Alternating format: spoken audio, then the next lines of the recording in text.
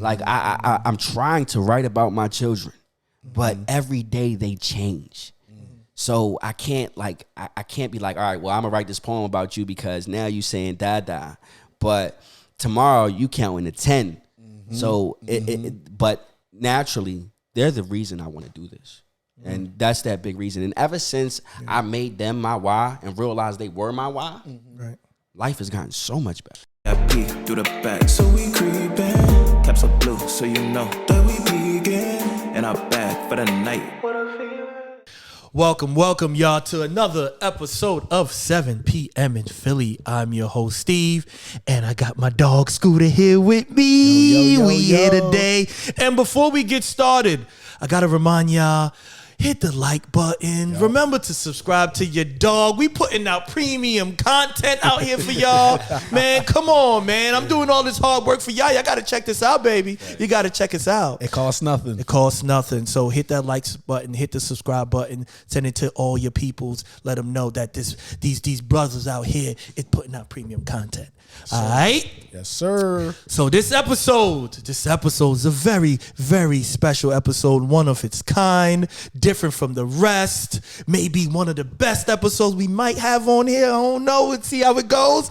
I got my dog. I got a special guy here with me. He does his poetry, and it's just not the regular poetry. He's just not out here snapping fingers and just doing the regular okie dokie shit. He's out here really putting his heart, his passion, his background, his memories, all the stuff that he's been through into his poetry. Welcome to the podcast, Poet Santiago.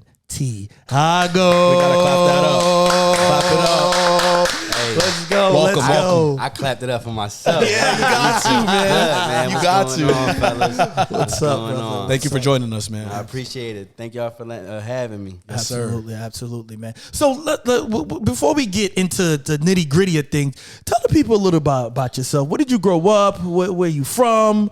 Give the little people something. I grew up, born and raised in Philly, but at like 6 years old, I ended up in foster care. So usually everybody always asks me like, "Where you from?" And when they do, like, I instantly feel like I'm in a gang. Like I gotta give them a block. You know what I mean? Yeah. But I don't have a block. I have a whole city that I grew up in. Right. I love that. North Philly, Northeast, the county, different parents, different homes. So kind of the best of both worlds. I'm stealing that Richburg from you too. That Richburg, that's a real place though. Oh, is it? Yeah.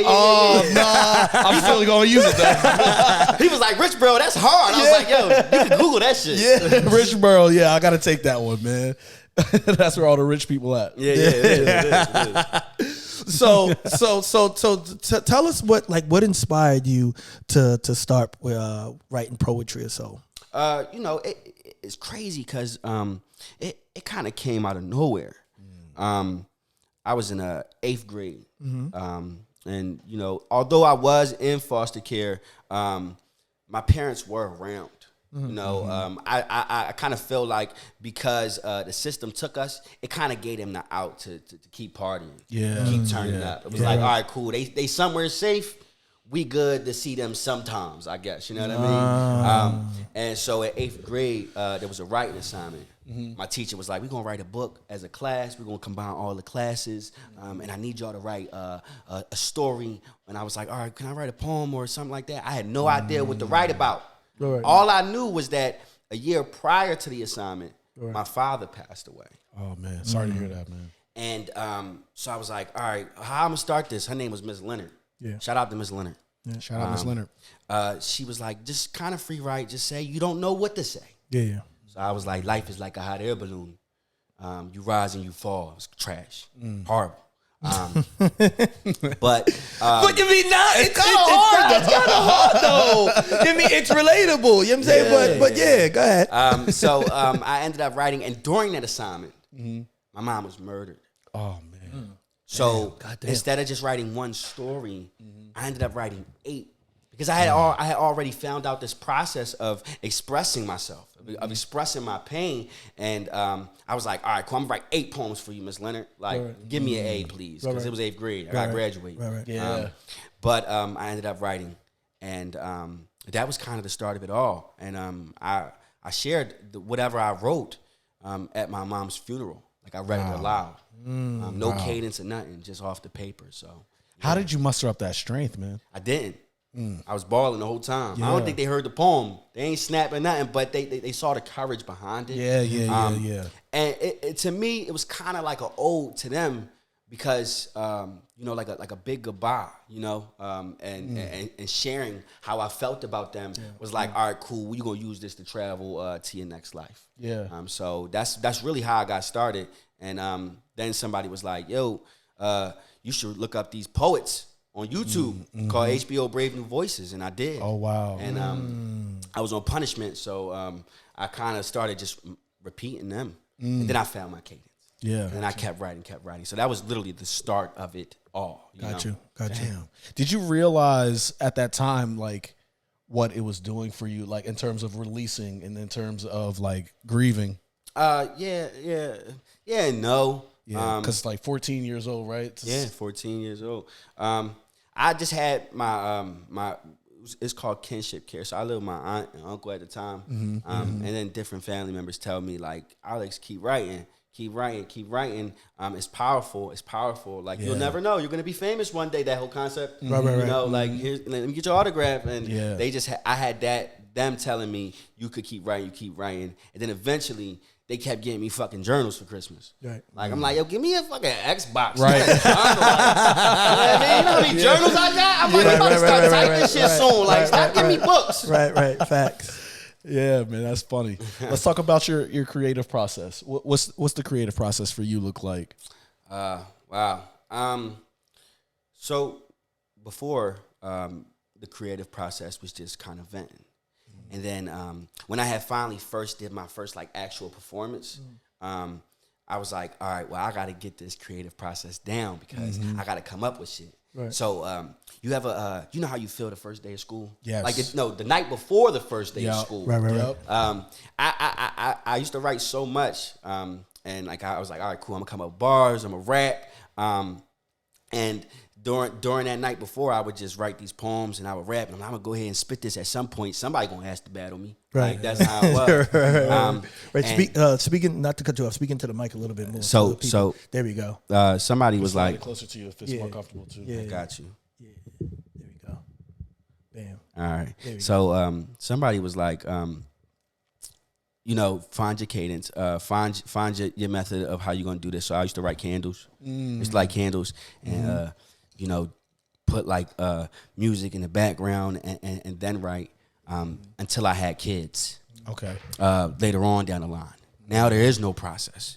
It's make some shit up as you go. When you got that moment, yeah. Yeah, because if I light a candle, my kid's gonna come knock that shit down. Now the fire department on the left. Real. They're like, damn, your poems is lit, literally. Like. Right.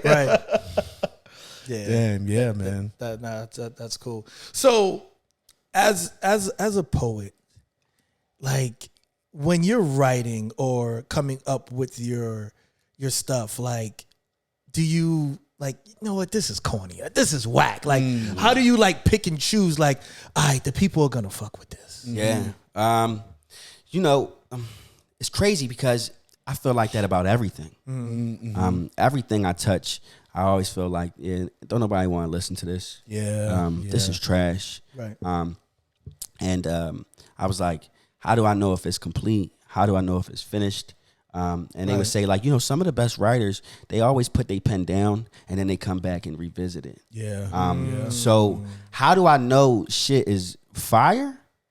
Is 6 months down the line when I come back and I read it and I go, damn, you feel like secondhand smoke? That's a bar. You know what I mean? And so I'll put it down, and I'll come back, I'll revisit it and go, okay, this might need a little tweaking, but this is actually really hard, So there is no knowing right then in the moment if it's hot. It's like, all right, cool. Let me come back and let it sit and let life happen. And I go, all right, cool. I knew what I was talking about. I was on point. So Do you have a person that you know, we all, like, I mean, I have people like, you know, I bump ideas with Scooter and like, yo, dog, like, what do you think about this? Blah, blah, blah. Do you have that person like, yo, bro, that you read stuff to, and then they're honest with you and be like, yo, no, dog, this shit is trash. So important. Yeah, I used to have that all the time. I used to like, you know, growing up in the poetry community, we would do writing workshops. So there was people always around that would hear your poems, that you would write poems with, and that you would practice performing. Because I come from a slam culture. And what that is you go up on stage and you get like 3 rounds of poetry and people are judging you, so you have to prep. You're on a time limit, and then you get it's like the Dewey Decimal System, so you get a 5.9 or 8.8 and things like that. So it's kind of like a rap. My fault to cut you off, but it's like a rap battle kind of thing. Like you going head to head. No, not head to head, but you go rounds, right? So the top 4 poets will move on, and then the top 2 poets will move on, like that kind of thing. Okay. So we would gather, and then people would help you critique your writing. Got you. But as far as like just a homie, I be calling my cousin. I put my lady on the line. I'll be like, yo, can you listen to this? And they have no idea what the fuck I'm talking about. But it's just somebody to share it with and to gauge, okay, this might be the crowd's reaction. And that's like what I do now. I'll just call anybody. I call my doctor, like, yo, Dr. Kramer, hear this bar, it's about medicine. You're going to love it, you know? Oh, man. So, you know, taking account into your, you know, your processes and all that stuff, like, I know it's easy to draw inspiration from the things you go through, but what role does like your personal experiences have within your process and within like your products? Yeah, that's it. It's my whole life. Yeah. Art is a reflection of life. Right. Naturally. So before and even now still, it's all trauma-based writing. Yeah. I got so much shit that had went on in my life, or so much shit that I got into that if I don't let it out somehow, you know, it's gonna completely change me. So it's always drawn from a place of trauma. All right. And as of recently, I was like, I don't want to make people sad about my pain anymore. And maybe listening to too much Kevin Hart or something like that, because people laugh at his pain. Yeah. I was like, you know what? Let me go ahead and turn my trauma into something humorous.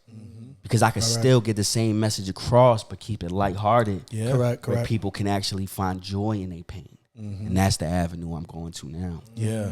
You can hear it. Yeah, you can hear it. Yeah. I like that flip, you know, bringing the humor out. But that's a lot of artists, man. Like they use their pain. We dance to it. Yeah, you know, we clap to it all the time. We rap, laugh at it. Yeah, we rap to it. Everybody, it's everybody. Every I feel like every form of art naturally, whether it be a podcast, whether it be actors. You know, Robin Williams was fire. Yeah. I got this thing. It's called the Robin Williams effect. Yeah, where some of the most talented people be the most sad people. Absolutely. Some of the happiest people be the most sad people, you know, and in every form of art, acting, even when you behind the camera, because we deal with things. Absolutely. And the only way we can express it is if we put it out. Correct. And still holding that with us, you know. Yeah, for sure. Yeah, it's definitely tough as an artist. What keeps you going? What keeps you going as a poet? Like, you know, what, because I talk about this where every artist that comes here, you have that moment of clarity, and it's kind of like, all right, you know what, I want to do this. When was the moment was like, you know what, this is it for me. Like, I'm doing poetry. I don't give a fuck what anybody says. When was that moment for you? You know, they used to mess with me. And like every time I got into an argument with my girl or with my brother, they'd be like, "Go write a poem about it." Disrespect. The disrespect. Yeah, they be like, "Fuck you, Langston." They used to call me all types of names. But after you know, consistency and people noticing, there was like a time when I had made the front page of the Spanish newspaper in Philly. I don't speak no Spanish, mind you. Oh, but so they called. So you a Philly Puerto Rican? Yeah. Because that's they be like Puerto Rican. I be like, yeah, right? sort of like. Sorta. You know? But yeah, that's me. That's me for sure. That's but funny. you know, Man. I start to achieve these things and these accolades, and when people like my grandmother started to like give me flowers, like my brothers started to really hold on to the things I said, and you know, an ovation. If there's anything that an artist wants in a lifetime, yeah, of course we want Grammys, of course we want awards, Absolutely. but an ovation, Yeah. like if you get a standing ovation, you like, yo, You just touched the whole venue. this is it, you know, this is Yeah. it, this is what I'm going to do, you know. That's dope. So yeah, that ovation made me want to keep it going, and I put it down a lot, Yeah. you know, and then I pick it back up, and I put it down again. Yeah. And I'm like, I don't know if this is it for me. Yeah. Then you have children, and you like, all right, this is my why. Yeah. I don't want them thinking that 9 to 5 is it. I want them to follow their dreams, you know. So that's how it goes. So how has, you know, becoming a parent impacted your whole artistry from the creative process? We touched on that, but just like everything, how you like show up in your artistry now. Yeah. Well, first off, now I write poems with a baby in my hand, like, you know. Well, I got Sneak two. off to the bathroom. Well, Right. yeah, well, I got two babies. right, She was like, I know you ain't taking a shit that long. What you doing? That's but funny. it's a big why. Yeah. And you know, as an artist, it's hard to sometimes write about things in the moment. Like I'm trying to write about my children, but every day they change. So I can't I can't be like, all right, well, I'm gonna write this poem about you because now you saying da, but tomorrow you counting to 10. So but naturally they're the reason I want to do this. And that's that big reason. And ever since I made them my why and realized they were my why, Right. life has gotten so much better. Wow. Right. That's deep. Yeah. Yeah. So, as a poet, do you feel like, you know, and I know you got a lady, but do you feel like the ladies gravitate toward you when you tell them you're a poet? I knew you wanted to get spicy. I have to. We're not gonna try to get my man in trouble. Where my wife But like when you tell women you're a poet, they're like, oh, he's sensitive. He's in tune with his feelings. He's vulnerable. Yes. You know, listen, I feel like every poet would be lying if they told you, no, I just do this, they get free, because sometimes you get some really a lot of attention from doing it. So Absolutely. yeah. Like sometimes I go on stage. Like literally, I had a show last weekend, and in this specific show, it's a woman-based audience. You know, that's her demographic, and so I go on stage. I got my fresh cut, you know what I mean? Got my merch on and all that. And even before I talk, they like, ew. So part of me want to be like, hey, holla at me after the show. Like, we good. But I Get yourself in trouble. Come now. to the merch table. Yeah, come to the merch table. I'm gonna give you a discount. You know what I mean? But naturally, I feel like what it is people gravitate towards self-expression. Yeah. You know, they kind of live vicariously through you, and whether, you know, especially if you're attractive or even if you're not attractive, the moment you do something like that, everybody wants to gravitate towards it. They want a piece of you. And it's scary because you can really get yourself messed up dealing with that. You have to figure out that line between, all right, cool, I'm getting this attention, but this is business, and this is art, and I have to separate it, because what happens is when I could gain a supporter, I lacked. And I started to flirt. I started to do these things and taking advantage of this attention. I ended up, my name getting tainted because, you know, you could have been a supporter, but instead this relationship didn't work out. Correct. Because it wasn't even built off anything besides art. Right. You know what I mean? And so it becomes real messy. So the goal is to just stay away from that completely. Absolutely. Got you. Well, now that we know you got girls throwing panties at you. No panties. No panties. No panties. I ain't Drake. You acting crazy. We was at the show on Friday, man. We saw the panties coming up. Right. Papi, ¿qué pasó? Dale. Drake was like, damn, these double G's. Right. Nah, but talk to us about like some humbling, some coming back to earth moments that's happened to you, whether performing, or just being out and about. But, we want to hear about them times where you had to get brought back down to earth, or it's just something that happened that humbled you. I mean, I feel like I said this at my show. Naturally, when I first created the event, and for those who don't know, it was an open mic I put together with a community barbershop called Hair Wizards Barbershop. Check them out. Shout out to Hair Wizards. Shout out to my dog Angel. Yeah, shout out to my dog. It's actually where I met you at. Yeah, facts. And Facts. The barbershop. Yeah, for sure. He was like, "Yo, he got a podcast." I was like, "We doing a show. Let's talk about it." Yeah, absolutely. And it happened so quick and it's so genuine. Yeah. And that's the special thing about it, man. When you meet certain people and they'll just like, "Yo, let's work, let's do it," and it's genuine. It's not like what's up? I mean, it wasn't forced. It was like, "Yeah, I do this, I do that. What do you do?" Yo, we can make this work. Absolutely. And I feel like, and not to stray from the topic. You good. I feel like as artists, like we have to support each other. We have to like really like, yo, listen, man, I help you, you help me, we help each other. You know what I'm saying? And I feel like it takes so much longer for you to reach your goal trying to gatekeep and keep everything to yourself. Absolutely. You know what I'm saying? Selfish, So for me, for a lot of people who are watching this, who are upcoming artists, who are trying to build this stuff, work with people. Yeah, let them know. Help people out, because you never know who knows who and who knows what, and how that can change your path for the best. For the best. You know what I mean? So at the end of the day, Facts.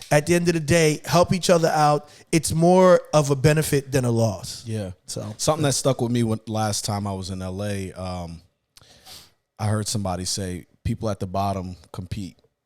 People at the top collaborate. Oh, wow, that's deep. And you go further together than you can, by yourself. Absolutely. Or trying to, Absolutely. compete with everybody. So I try to bring that, what you're saying. You gotta work with people. It don't cost anything to show somebody some form of support. It costs nothing. Literally nothing. All it is a little bit of time, and you'd be surprised. Networking with somebody can bring you more opportunity. And for example, this relationship. All I was at the barbershop going over the event with Angel. You know what I mean? My barber, and he just so happened to be there, and we were able to talk about the show. And we were able to talk about his platform and what he got going on, and then we come together. The event was called We Snapping, and we turned the barbershop into a safe space. And an open mic. it was dope. It was buzzing in there for sure. It was a beautiful experience all around, man. I'm so overjoyed.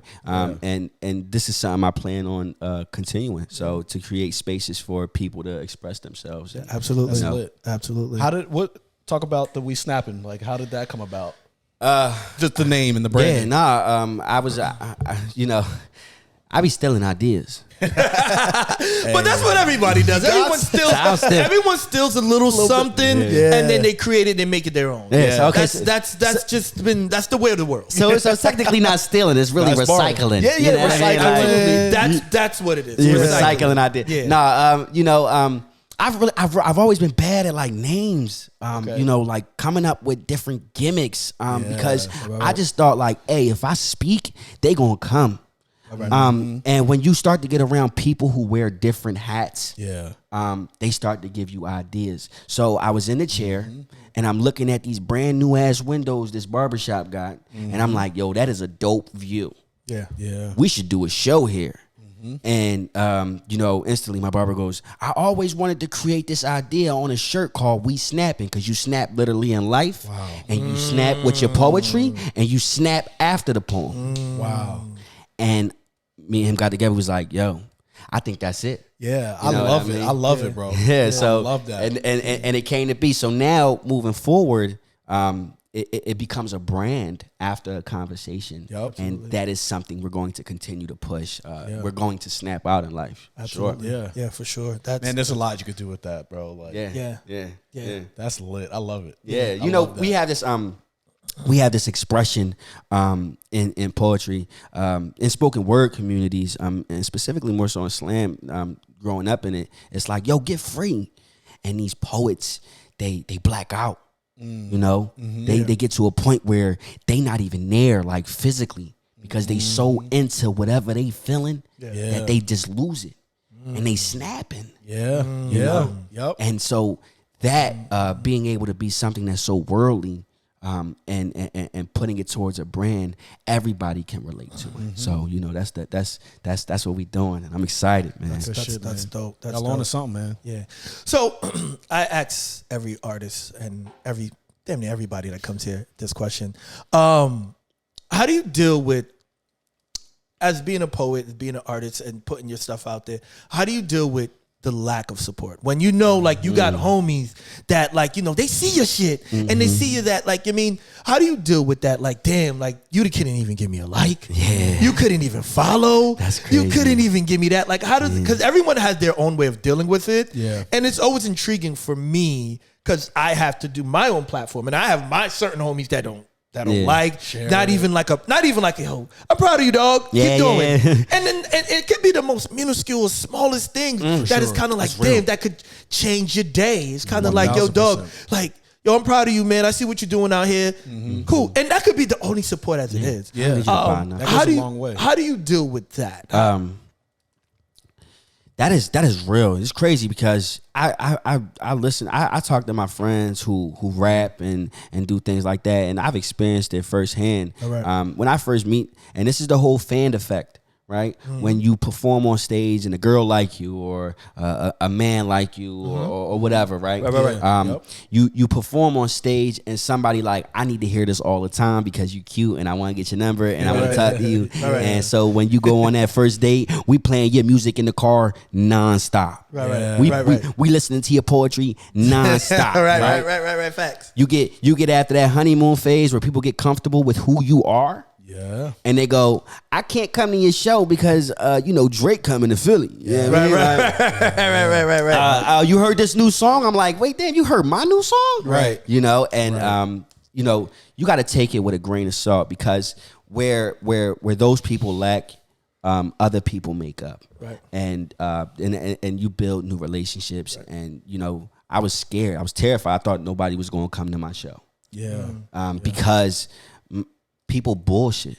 Oh, absolutely. Oh, man. 110%. They bullshit. They tell you, all right, cool, I'm gonna be there, or I'm gonna cop 2 tickets, or I'm gonna cop 3 tickets. We coming, we showing out because you putting something together, and we proud of you. They say that. Yeah. And then come the night of the show, they like, well, I was at Walmart till 4 a.m. And I'm like, is it music in the background? Right. You had a party in aisle 3, like, Right. you know what You I mean? slurring your words, Yeah, bro. Like they serving liquor at Walmart now. Right. I was at Walmart. So And so you kind of just you kind of let it be because eventually, if you stay consistent, things happen. yeah. And those who are meant to be around you, they gonna be there. So For sure. that's how it goes. Man, what do y'all think it is, man? Because you bringing up just a Drake comment. People have no problem dropping, $300 That's crazy on a to Drake me. or Beyonce ticket. I sold tickets for $10, And people, it's like forcing them to come. Like, what about human nature is that about? Like, what do y'all think that's about? Yeah, I want to know what you think about that. Actually. For me, man, I don't know. I just think Drake has already made it. Yeah. He's already this big person. So people have already invested their time, their energy and all that into Drake and all that. Yeah. And it's kind of like, this is my homie. Yeah. Who cares? I can see him at any time. It's kind of like they take you for granted. Yeah. Yep. That's You know it. what I'm saying? Yep. And it's kind of like, yo, I don't need to go to your show because I can just call you on the phone and we can talk about it. Yeah. Or whatever the case You're gonna may bring be. it up anyway. Right. Yeah. You know what I'm saying? So it's like, they don't take, your hard work and all that you put into account. They just take it as like, oh, that's my homie, and he'll forgive me or he won't care. You know what I'm saying? But the flip side to it is kind of like the part that I don't get is if I win, if I win, you win. Yeah. So why don't you help me win? That is real. That's the biggest part about the whole situation. Yeah. Let's win together. Yeah. That like, that repost, that all that, that's a win. And if you know your homie and a person like me, like, what's if I make it big, what's the sense of making it big by myself? Yeah, you need people there with you. You mean? What's the fun if the homies can't have some? You mean, like, that's just that's what it is. So for me, it's just kind of like, it's in your best interest to help your homies win, bro. Yes. You know what I'm saying? Yes. Absolutely. Yes. Help your homies win, because when your homies win, you win. Now Drake has already won. He's good. All these other artists already have won. They're already there. They've already got to the spot they need to get to. Now they're just doing their thing. Yeah. But your homie, your friend, your family that's working on something, support that shit, because at the end of the day, they're gonna support you. Facts. And they won't forget it. Like, as artists, as someone who's creating something, the journey, you always remember who the fuck was behind you and who the hell helped you out. Yes, you do. And me, I'm petty. I am petty. I'm gonna look into the camera and tell y'all motherfuckers right now, I am petty. I will not say anything. I will not act it out. But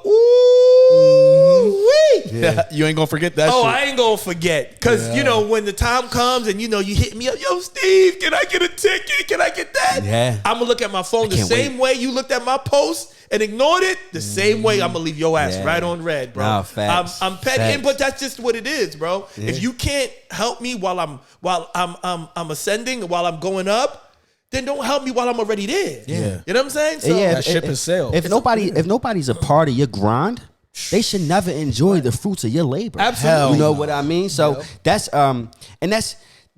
happened a lot. I feel like it's an attention thing too. It's like a chaos theory, right? You ever saw we was in school, we used to fight, right? And the minute one person looks, everybody else looks. Right. Right? Yeah. The minute 5 people give you attention, 10 people want to see what's going on. Right? And they start giving you attention. Right. Now 20 people looking at you, and that's how it goes. Correct. Right? Yeah. But I feel like people like, specifically people who say they're gonna support and they don't. They don't care until somebody else cares. Like how I really like. There was a TV show at my high school. Yeah. Right. And everybody knew I wrote poems. Everybody knew, and I would share these poems with people, and I'm pretty sure they got burnt out. Like, they were like, "We don't want to hear this shit, bro. You keep talking about hot air balloons. Like, you need to relax." You know what I mean? Right. But there was a TV show at my school, and I remember specifically my aunt, who I lived with at the time. She would hear my poems, and she would go, "Oh, you're gonna get there, and you're gonna be famous." And the actor was Tony Danza. Oh, wow! Right, wow. So the show was called Teach. Okay, right, and he did his thing, and throughout the year, somewhere down the line, I walked into his class because they were doing a poetry month, and I go in there and I go, I write poems, you know that, right? Yeah. And he goes, "You do?" And I'm like, "Yeah." He was like, "All right, cool. Well, read me one." Yeah. And the next day I come back with. My 13 of them Jones. My aunt told me I'm gonna be famous. Right. I gotta give him my portfolio. Right. You know what I mean? I don't even know what the hell these Jones is talking about, but I know hot air balloon is in them a bunch of times. Yeah. Right. You know what I mean?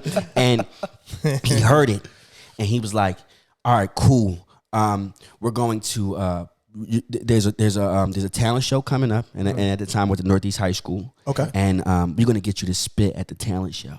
Okay. And they put me on stage. They actually rushed me to the front of the order because he had famous people shit to do. Yeah, right. You know what I mean? For sure. Like, go to sleep. I don't know, like whatever they do. Like, he didn't have that much time to be at the talent show. Right. But he gravitated towards me and he made me spit. And one of the producers was like, "I'm a poet. I'm a spoken word artist." Yeah. And after he heard me spit, and I fumbled, I messed up, but he heard me spit, and he was like, "Yo, let me take you to here." Yeah. And I had met everybody I was watching on YouTube. You know what I mean? Yeah. And when he got involved, speaking to the whole support thing, everybody else got involved. Right. That's your cosign. Right. You know what I mean? And that's how it works. That's how it works. That's how it works. Yeah. So when Mayor Nutter was coming to my shows, my family was like, "Alex, I need an autograph right now because you about to blow up." Right, you just told me to write poems about this shit. Right, you know what I mean? Right. That's what happens. Right. You know? Nah, I get it. That's real. Yeah. So speaking of fumbling, has there ever been a time you got on stage and you just shit the bed and just kind of like, bleh? Gosh, all the time. And sometimes because poetry is just me. It's the poet and the audience. Right. Naturally, you can fumble. Yeah. And the people go, they won't notice. Yeah. Because if you drop a line, you'll pick it up, or you could pause a little longer, or you can repeat until you find it. I noticed that the other night, the repetition. Yeah. To catch it back. Yeah. Because you're memorizing a mini speech. Yeah. You know what I mean? Yeah. So you gotta memorize the as, you know what I mean? But I the first time I did poetry, I went up, and this was first like spoken word talent show. The first time was my mom's funeral, in front of an audience of people. Well, not an audience, but in front of the ceremony. But when I finally did a talent show, and people. So I go up. There's no music. They like on some bullshit. Like they playing with me, like because that's our neighborhood, that's our community. They don't respect it. Yeah. And so I started this poem. They got quiet. They couldn't hear a pin drop because I'm tired of life. Like I speak for every mind, body, and soul that thinks life is getting old. And they got quiet. And I go, oh fuck, I forgot. Like I fumbled. Yeah.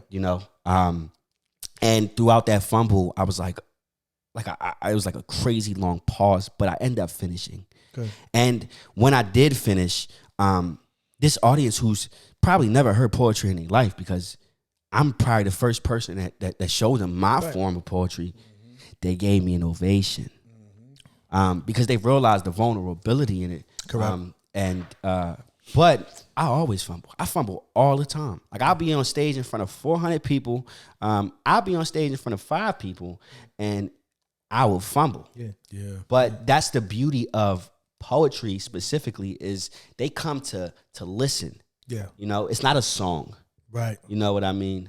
So fumbling is okay, because at the end of the day, you're talking about some really difficult shit. Absolutely. Yeah. It's Absolutely. vulnerability. Yeah. Absolutely. Yeah. That's and speaking of vulnerability, and has there ever been a time where you was just like, you know what, fuck this, I don't want to do this no more?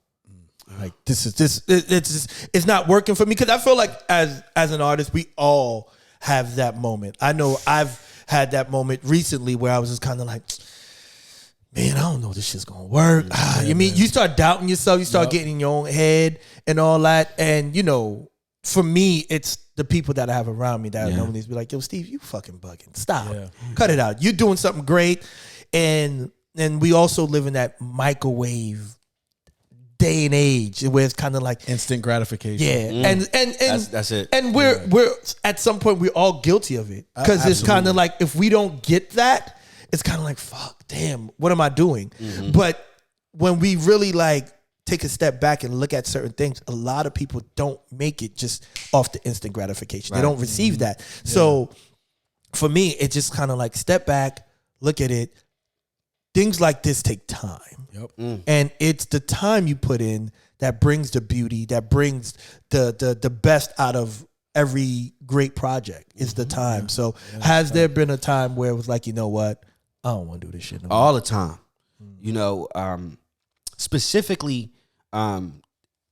in life, there's this mountaintop. You know what I mean? And there are points in your life when everything is going right. Specifically for me, within this season, things have been going amazing. Right. So I'm on a mountaintop. Yeah. But you have to go back to work. You know what I mean? You have to pay bills. You have to do all those things. So then you come back down to reality. Yeah. And you like, shit, this is proving too much. You know, when I was 16 years old, I got this flood of popularity.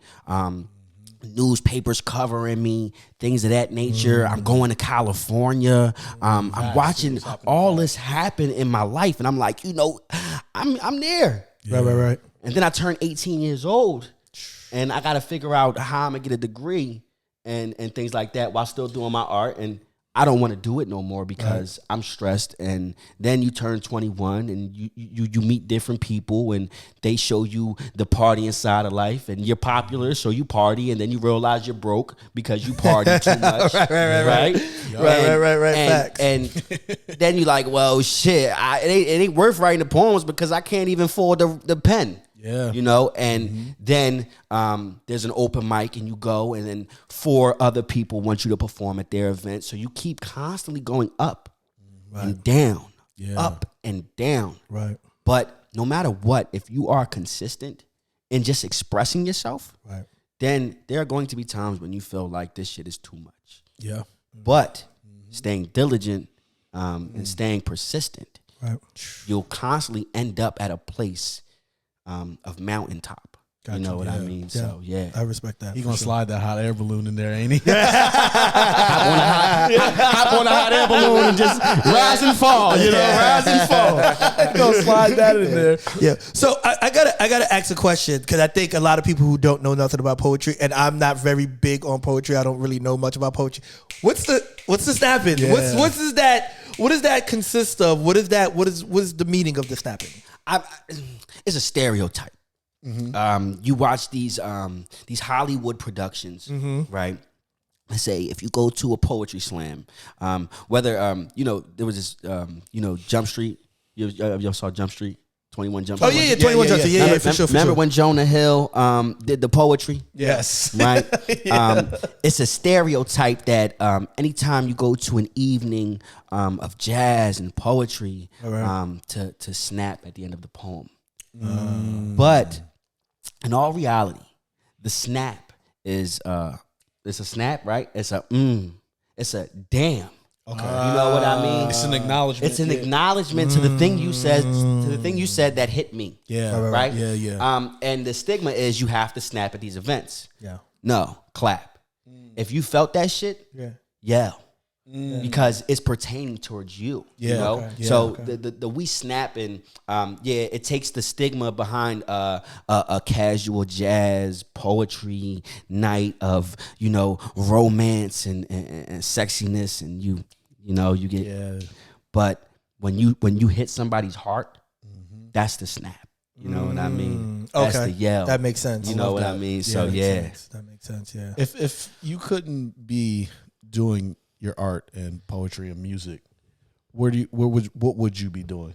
Not a goddamn thing. And that's real. I like that. That's real. That is I real. appreciate that, because some people be like, oh well, I'd be doing this. What? A bunch of fucking bullshit. Yeah, right. That's real. That's real. That's real. Some people I feel the same way. Some people like playing ball, or like I'll be in the league right now or some shit like that. But in all reality, not a goddamn thing, because this is the only thing. Minus, my children, of course. Yeah, absolutely. All my whys on why I have to live. Right. But, before it was like, we're going to rap, we're going to get a video, we're going to get signed, we're going to do all these things to get us famous because we want to be famous. Right. That's what people think.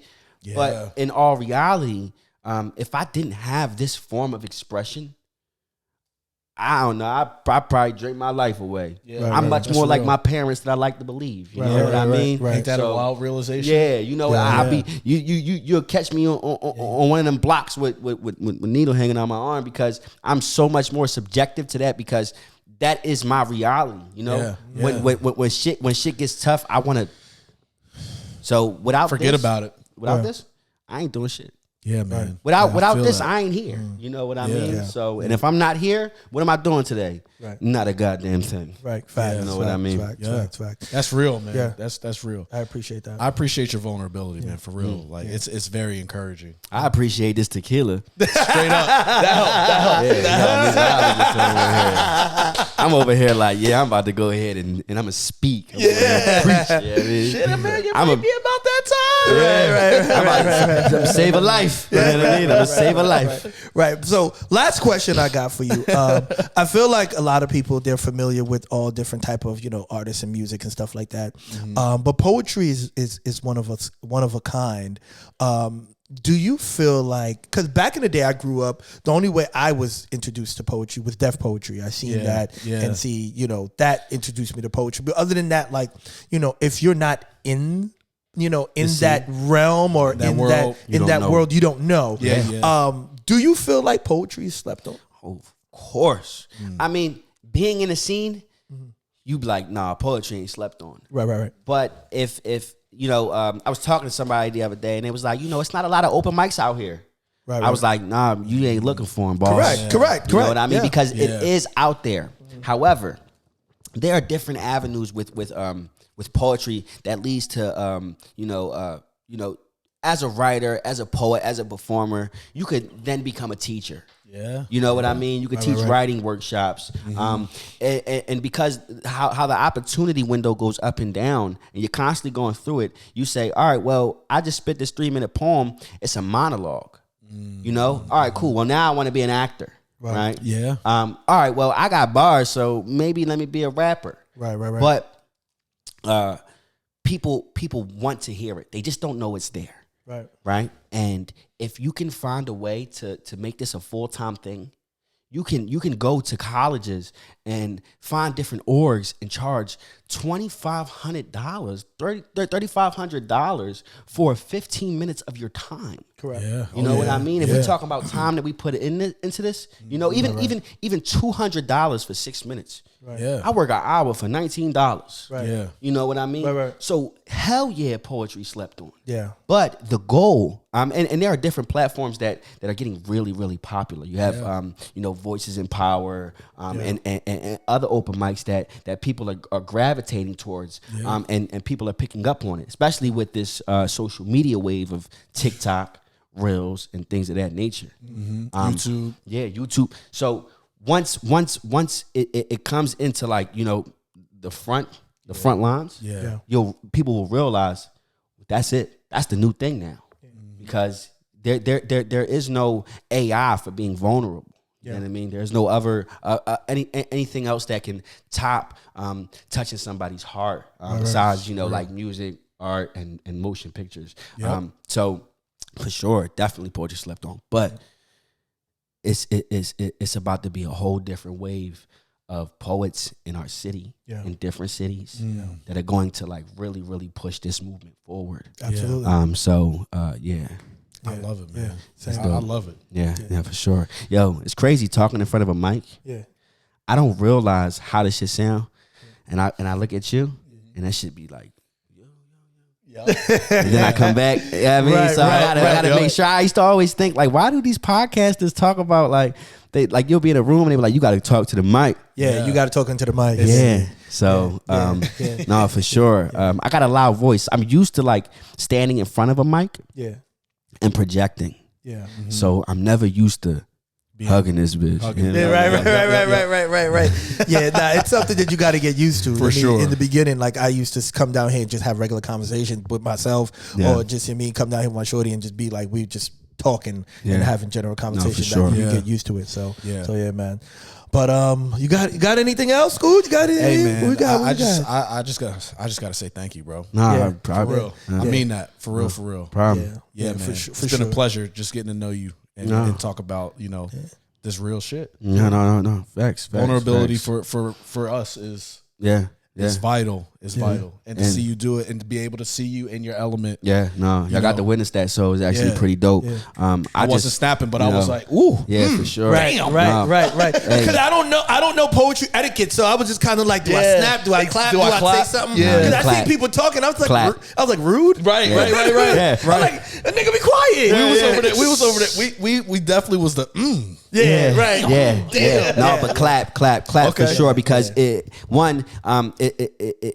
brings a sense of validation to the artist. Yeah. And it gives off the sense that whatever this person is talking about, it's touching somebody. we just connected. Yeah, no, but also thank y'all, man. I really appreciate y'all for coming out to support. Absolutely, man. I also appreciate the relationship we are going to build. Absolutely, for sure. 100%. And this has definitely been amazing. It's my first time on a podcast, and I wouldn't have it any other way. Thank y'all so much. Thank you, man. I want to tell the people out here, support Poet Santiago. Yeah. He's not just a regular poet. He's not out here giving you fluff. He's giving you his life. He's giving you vulnerability. He's giving you everything he got. And you got to appreciate that shit when an artist is out here giving you that. Absolutely, so I support him, Scooter support him, and 100%. Y'all should too, man. Facts. It costs you nothing. Costs you nothing at all. But yo, Poet Santiago, thank you so much. And before we get out of here, we got to give my man a round of applause. Got to give my man a round of applause. We got to. And stay tuned, because Poet Santiago got something special for y'all. I got some fire. And don't forget, man, like, subscribe, share. Yeah. Just do whatever you got to do. Send it to your auntie, your mommy, your father, your grandpappy, your grandmother. Yeah. Send it to everybody, man. The support is much appreciated. Absolutely. And it's much needed. Ain't no fluff around that. So. Facts, specifically the people close to us. Yeah. 100%. You know, because we need it. And I know they want to do it, but they just be lazy. Right. You know, right. They don't want to be that first Like, person to look. They want to be that first person to look. So don't be lazy. Yeah. Go ahead, share, support, and pass it on, because Pass it on it's along. important to the people you love, you know? Yeah, I want to thank everybody for tuning in to another episode of 7 p.m. in Philly. Facts. Stay tuned. My dog Poet Santiago got something special for y'all. And we out here. Cheer. Peace out. Yes, sir.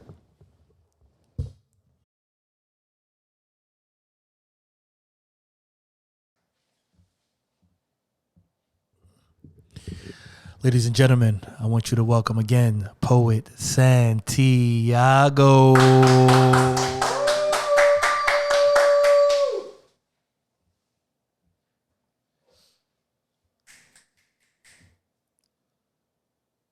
My brother dreams of winning the lottery. The look in his eyes tells me that he wants to wrap the world in gold, put it on his back, and make treasure his creation story. Somewhere in his King Midas-like mind is a purpose, one that sits, boils in his soul to show the world that even diamonds take time to form. It's crazy how the world's most beautiful dreams come from the hardest times. We used to have hard times type conversations. Be like, when we grew older, we'll be the president of Mars. Our style will be so out of that world that we'll have to go back to the past and rewrite our future. Our purpose will be found 1,000 years from then. The diamond in me will start to form as soon as my heart learns how to beat on its own. But all those conversations are finished. See, we barely dream now. We just live with hopes of winning over our purpose. I mean the lottery. An 18 million to 1 chance at finding ourselves, leaving us stuck somewhere between a rock and a hard place, lost, confused, and silent. But even silence has a sound. It's nothing. I mean, nothing is always something. There's always nothing wrong with me. It's the bunch of problems I blame myself for. Like I was too busy keeping for my brothers that I couldn't keep for my mother. Her life was cut short. Purpose being pounded back into its process, rotting like a corpse. They robbed her of a diamond. Put death up for sale and sold it to themselves almost like her mind didn't matter. Once hung like strange, now grows like mutating flowers. I've been dealing with this death stone for a while now. Mom, can you bring your dead body out that house? It's only keeping your insecurities alive. I'm begging for you to remember all the moments before you killed yourself, see?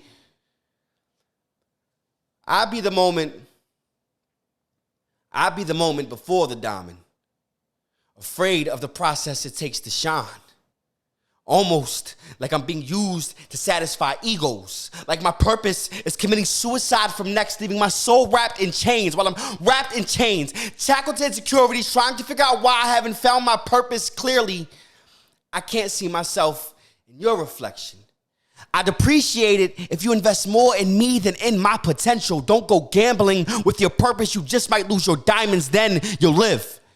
You'll live without enough shine to keep going. They'll tell you you're strong, like you know what it means. They'll say even the craziest dreams come from the hardest times. You'll be just like home, alone, lost. Wouldn't quite find comfort in God, but still pray for existence. And if only I knew I existed, I would have found myself a long time ago. I used to think if being me was that painful, I'd rather be them any day. If I had a diamond, for every time I was called beautiful, I probably wouldn't believe it. I just wrapped myself up in enough lies to become comfortable with who I'm not.